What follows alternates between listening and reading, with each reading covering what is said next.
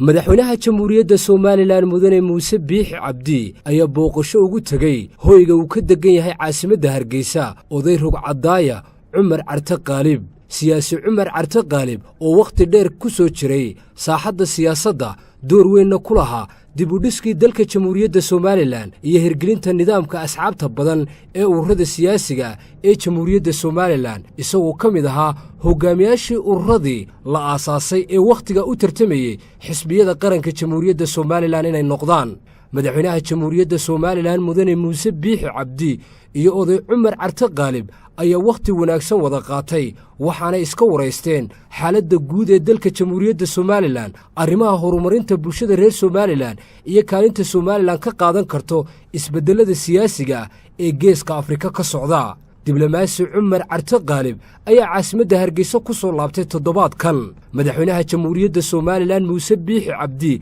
booqashadan uu ugu tagay oday Cumar Carte Qaalib waxa ku weelinayay wasiirka arrimaha gudaha ee jamhuuriyadda Soomaaliland Maxamed Kaahin Axmed agaasimaha guud ee bangiga dhexe ee jamhuuriyadda Soomaaliland Axmed Xasan Carwo taliyaha ciidanka booliska ee jamhuuriyadda Soomaaliland Sareeye Gaas Cabdilaahi Fadal Iimaan iyo taliyaha ciidanka ilaalada madaxtooyada Soomaaliland Sareeye Guuto Cabdirasaaq Siciid Bulaale Afguduud